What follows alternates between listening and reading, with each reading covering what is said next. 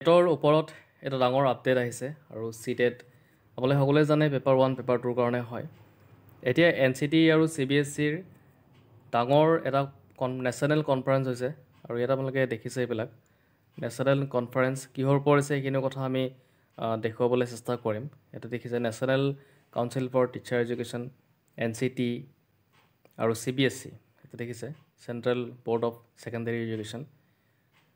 এটা কথা হ'ল এই যিটো মিটিং হৈছে এই মিটিঙত আচলতে নেশ্যনেল লেভেল মিটিং আৰু ইয়াতে কি কথাৰ ওপৰত গুৰুত্ব দিয়া হৈছে অকণমান আপোনালোকে চাবলৈ চেষ্টা কৰিব। ইয়াতে কৈছে NCT in partnership with CBSE organised 1 national conference on teacher eligibility test, মানে টিচাৰ এলিজিবল টেষ্টৰ ওপৰত এটা ডাঙৰ অৰ্গেনাইজ হৈছে।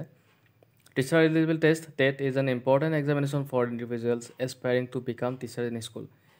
ইয়াতে কোৱা হৈছে যে স্কুলৰ কাৰণে টিচাৰ হ'ব লাগিলে টেট এটা বহুত মানে ইম্পৰ্টেণ্ট গুৰুত্বপূৰ্ণ এটা এক্সাম হয় বুলি কৈছে। The first ever national conference was organised since the inception of TET. তো দেখিলে আপোনালোকে যে প্ৰথম নেশ্যনেল কনফাৰেঞ্চ অৰ্গেনাইজ কৰা হ'ল আৰু ইয়াতে আপোনাৰ মেইন কথাটো আপোনালোকে ইয়াতে চাওক।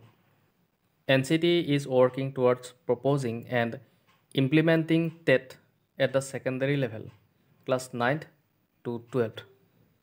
দেখিলে ইয়াতে ডিছকাশ্যন কৰা হৈছে কিহৰ ওপৰত যে টেট যিটো হয় সেইটো ক্লাছ 9ৰ পৰা 12লৈকে এটা চিন্তা চৰ্চা কৰা হৈছে আৰু বি এইটো হ'ব আৰু NCT ইতিমধ্যে ৱৰ্কিং কাম কৰি থকা বুলি কৈছে সেই বস্তুটো ইমপ্লিমেণ্ট কৰাৰ কাৰণে।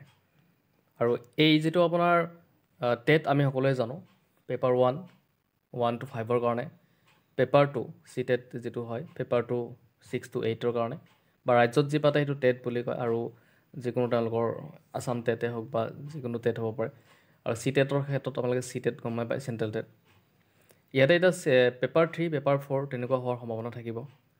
পেপাৰ 3 হয়তো 9, 10 আৰু পেপাৰ 4 হয়তো 11, 12 তেনেকৈ হয়তো হ'ব পাৰে।